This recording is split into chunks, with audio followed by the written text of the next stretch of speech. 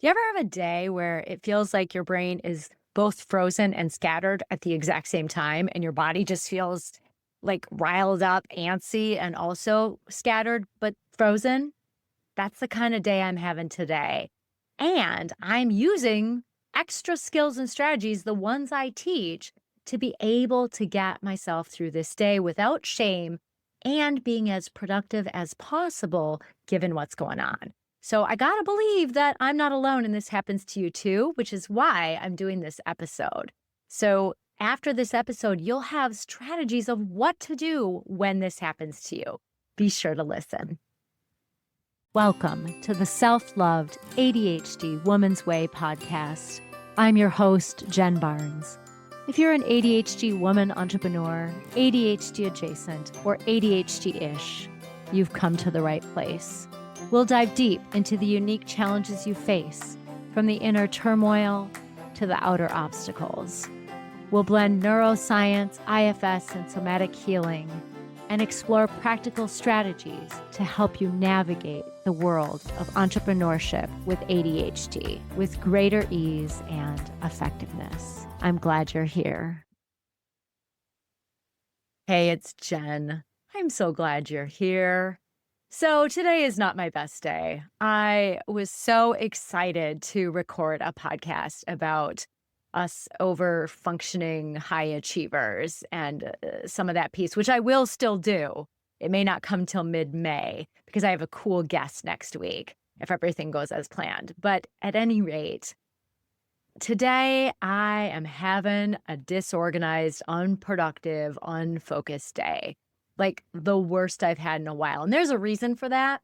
But I figured, why not take this opportunity to share what I do when that happens? Because chances are, if you're listening to this, you also have days where you're like, oh my gosh, I can't even focus a tiny bit. And how in the heck am I supposed to get anything done? So that's what we're going to dig into today. Today, like I said, I'm usually really productive given that I have ADHD because I have all these amazing tools and strategies, and I do all of the things in my morning self-love ritual that I recommend that helps create nice baseline dopamine and helps your focus and concentration and able to organize tasks. So like I do all the things I recommend. So typically I have pretty productive days given I have ADHD.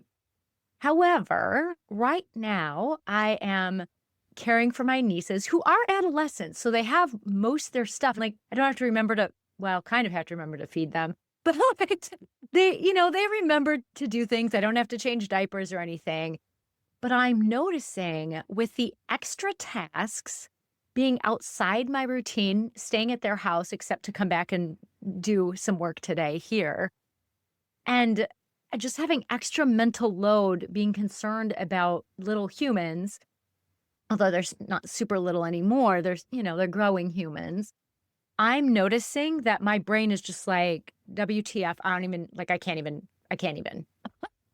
So I figured that perhaps some people feel that way all the time. I'm thinking moms out there, but also maybe you're someone like me who has been relatively productive because you've had skills and strategies that work and maybe don't work anymore, or you can't access them or have limited access to them like I do right now.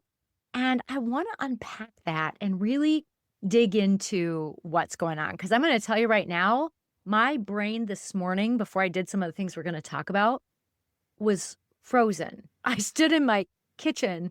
I came home this morning after dropping one of my nieces off at school. I stood in my kitchen and was like, what do I do when I'm in here? It's like so crazy, which is where I do my lemon water and my morning little, I don't know, it's not really a shake, but this activated you thing with probiotics and prebiotics and all that. And I feed my cats and I make my coffee. But I just stood there frozen and I would do something and I'd freeze. So maybe you know that. But while my brain felt frozen, it also felt scattered at the same time. So have you ever felt that? Like your brain just freezes, but then it feels scattered. And then I don't know about you, but that made me feel like both antsy in my body, but also kind of frozen. It was super strange. And so I'm just thinking, this is like a teeny tiny taste, not even barely a nibble of perhaps what moms experience with the mental load that you carry. but also many of us with ADHD, when we just have these days where we're not able to access our usual skills and strategies. So one of the things I want to name here is usually I have a routine that I follow. You've heard me talk about my morning self-love ritual. And while there are a lot of ADHD care things in it, there are also things that aren't particularly related to ADHD care that I do in the same order around the same time of day so that my brain kind of knows what to do when I don't have to stop and think about it. That way I'm not wasting brain power on getting ready in the morning and can use my brain power for the things I want to get done for work and relationships, things like that. So right now I'm all off routine because I'm staying at my sister's and then coming here to feed my cats and then going back and going to feeding my cats in the morning tomorrow, going to my office, feeding my cats at night, then going back. It's a lot of this back and forth. And so I don't have access to that consistency that I'm used to that takes away the effort of thinking. And I got to tell you, holy moly, that skill right there helps so much. So if you're not doing that yet, where you have found a way to do things in a certain order, I highly recommend figuring that out. And I know a lot of times I hear, I can't do routines. I'm allergic to routines. Routines suck. Totally get it. Routines can be hard for the ADHD brain, but there's a way to make them more fun or novel or creative so that it doesn't feel boring or that you're trapped in a routine. You can make it flexible and adaptive. But I'm noticing how much that tool works, even though it's not necessarily one that I usually talk about as a tool. But what do we do when this isn't happening? Well, I'm going to tell you this. First, I didn't notice what was happening. I just was super frozen and stuck. And I got to believe that can happen to you too, where you feel frozen and scattered at the same time, but you don't even notice that you are. So the first step was noticing it. And it happened because I was at my productivity power hour in my program Ascend, and I'm leading it, which is a body doubling session that we do. And I was running late. I didn't have the right shirt on. It was an interesting thing. I'm definitely off. I'm hoping they knew I was off. I think they got it. I think it was clear. But I was like, okay, this is not usual Jen. What's going on here? And so as I was trying to push into the tasks I needed to do, start them right away, I was like, oh no, clearly my brain is not focused enough to do that. So I took a step back. And there are many ways that you can start to notice what's going on. Like I noticed, first of all, my behavior was different. I was being kind of weird and silly. And I don't know, it was just awkward. But then other people were laughing. I mean, laughing with me. They were laughing at me, but they're like, oh, okay, Jen. So sometimes what other people say, but just even my energy felt different. And when I went to start a task, I just felt so frozen. So those are some clues that, oh, okay, something is going on right now that I'm not going to really be productive till I figure this out. And it's really understanding that when you're in that space, pushing forward and making yourself do stuff is just not going to work. Because even if you get anything done, it's going to be super inefficiently and you're probably going to make a lot of mistakes because you're just not focused in that place. And so I did that. I pulled back and I noticed that my nervous system was dysregulated. And I was like, oh, well, duh. No wonder I can't focus. I feel super dysregulated.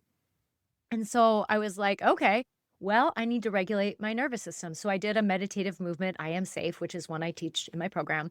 And that felt better and I was able to focus. And then I spent some time radically accepting that this is my day today.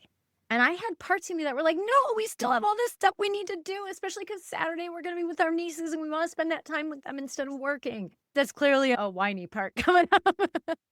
But that part was so attached to getting so much done today. And I had to acknowledge that might not be the case. Some days we have good days where we get a decent amount done. Then we have better days where we get more done. And then we have our best days where we're just crushing it. And I usually am in the crushing it place. Sometimes I'm in the better place, occasionally in the good place.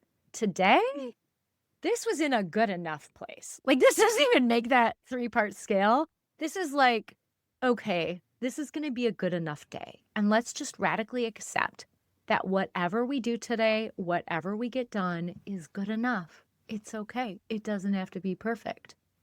And not that we should really strive for perfection anyway, because we all know that when you strive for perfectionism, then it's never gonna be perfect because that's impossible, and then you just don't put yourself out there. So, but besides that little aside, little ADHD moment there, it doesn't work to make it be perfect or even in the best place when I'm in a good enough place.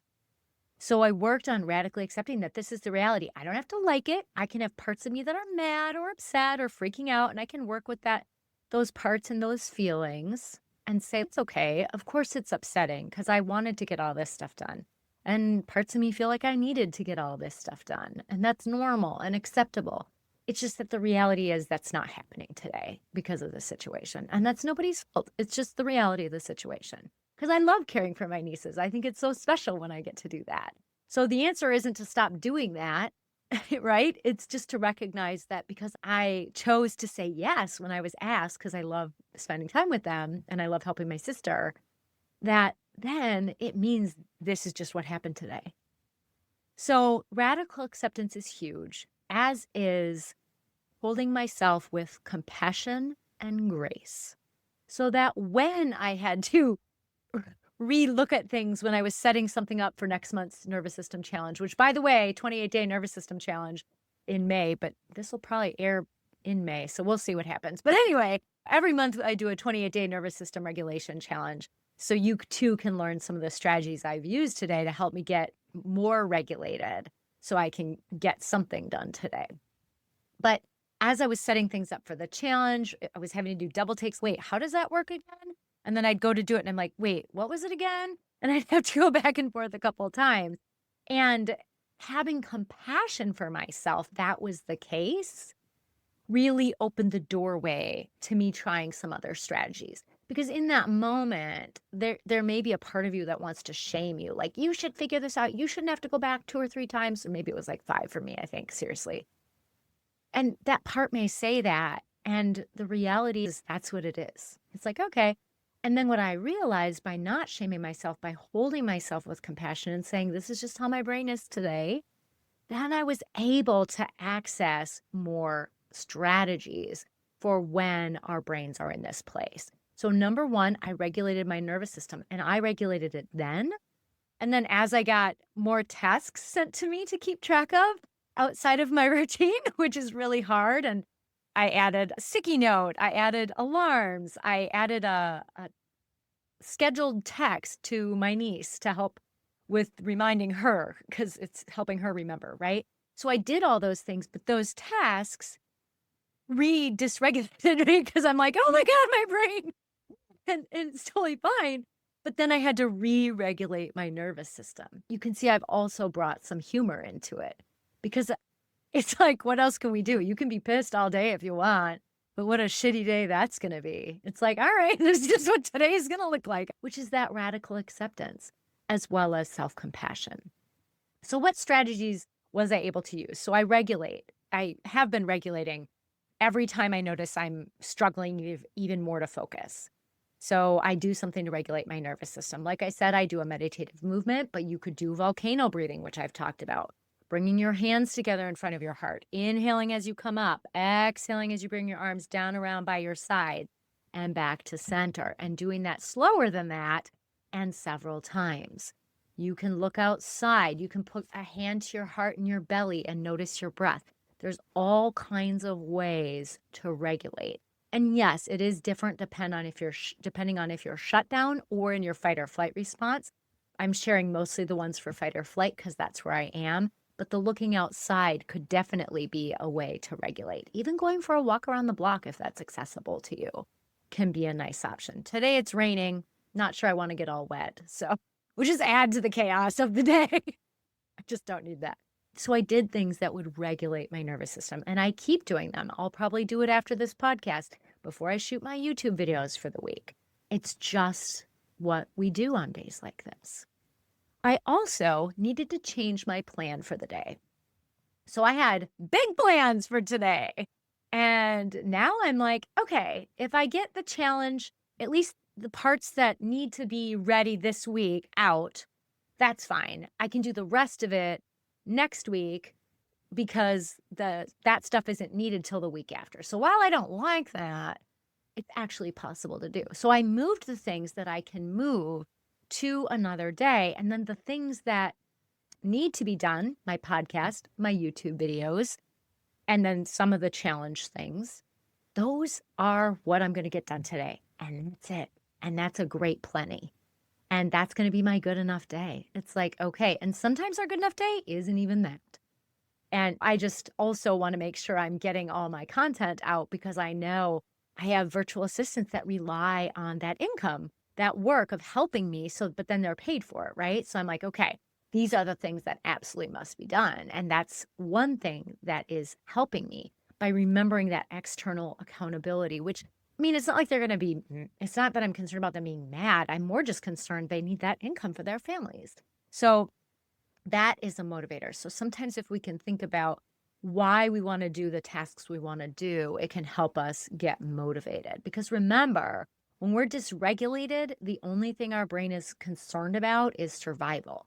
So regulating is part one, but then part two is organizing your day, planning your day in a new way, focusing on the things that really actually have to get done today or else, and finding things that are going to motivate you to do that. And on a frozen scatter day that I'm experiencing today, I needed a little extra accountability to nudge me, which is not something I usually use or need a lot of. I'm one of those people that can respond to inner expectations just as well as I can to outer expectations. Although sometimes I get a little sassy when people from the outside tell me what to do. So there's that. But anyway, that's another strategy, is replanning and organizing your day with this in mind. Whether you're going to have a good day, a better day, probably not your best day. Maybe like me today, it's your good enough day. Look at what is good enough for today. Look at what it would be, and then start to peel away the important tasks, starting with the task that is most interesting. That's the mistake I made. I started with the challenge stuff because I was panicking that it wasn't done already. Whoops.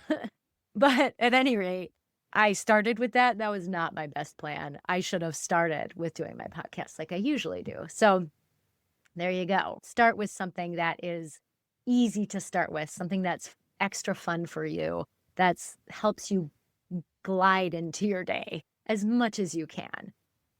Then I had a lot of details in my head. And one of the things we know with ADHD is we have a compromised working memory. Our working memory we can't hold as much in it, and we can't manipulate information in our working memory as well. At least most of us can't.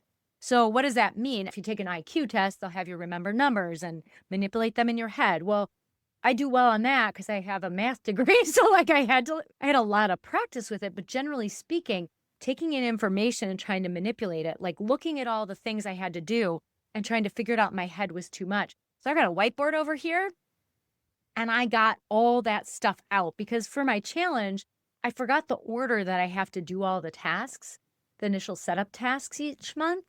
And I was like sitting there looking at it and I'm like, what?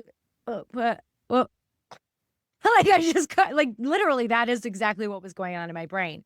It just was starts and stops and freezing and starts and stops and freezing. And so I realized I've got to get this out of my brain because my brain can't process this information right now. So if you ever notice that in yourself where it's just not computing, get it out. Use sticky notes on a poster board or on your wall or fridge. So one thing I'll do is I'll write things on a piece of paper and then I'll use a scissors. I'm making not even a good scissors thing, but I'll use a scissors to cut the different pieces of paper, the strips of paper with each task, and then I'll move them around that way. Today, I chose to do my whiteboard, and I just put the tasks so I could move them around that way. So when you're feeling in this place of overwhelm, of frozen but scattered, get it out of your brain because it's just going to take so much energy to compute that information inside that and you don't have as much energy on a day like today for doing things. So you want to save your energy for the things that you can't put on paper or on a whiteboard or sticky notes or whatever. Okay. So that is the main thing I did. But then the other thing, another thing I did as part of this is I put in a lot of reminders, alarms in my phone, and lots of sticky notes to help me remember all of the extra tasks. I remember years ago when I took care of my nieces and I was there, my younger niece. So back then I used to have to remind them to get up out of bed and after their quiet time, let them know it was time to get ready or eat or bus in 10 minutes, bus in 5 minutes, bus in 2 minutes, leave for the bus now, like all that stuff. So I had to put alarms in my phone because I have horrible time blindness.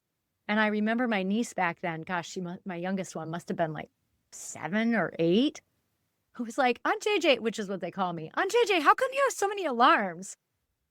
And I was like, because otherwise you won't make it to school on time.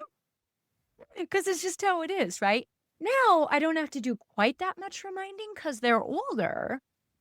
However, there are some reminders that have to happen. So I put alarms in my phone. When my sister shared some extra tasks to do today for dance and things like that, I immediately did extra alarms on my phone. I made like a sticky note and then I sent a scheduled text to my niece, the younger niece, to be like, hey, remember to bring these 2 things to dance. That'll go out right before she's supposed to leave. So maybe between the 2 of us, we'll figure it out. I don't know. She is 12, so it's not like I'm asking a 7-year-old to do this, just FYI. But using the tools that you have available to scaffold your day when you're in this place. So that's what I've been doing today and continuing to regulate and just making peace with the fact that I'm going to get done what I get done. Lastly, grace.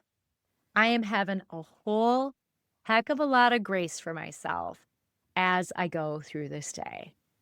And that is tricky with ADHD, especially if you have a complex trauma history, because you probably have parts that you'll know this is a problem. Like maybe you have parts that if I were to give you a compliment, you're like, oh no, this lady's crazy. She doesn't know me very well.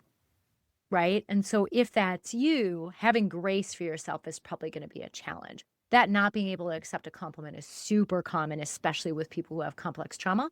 But with ADHD, if you were criticized a lot or corrected or given negative commentary, like most ADHD kids, even had to mask so hard so you weren't criticized, you may also be in this place where it's hard to give yourself grace. You might be really hard on yourself.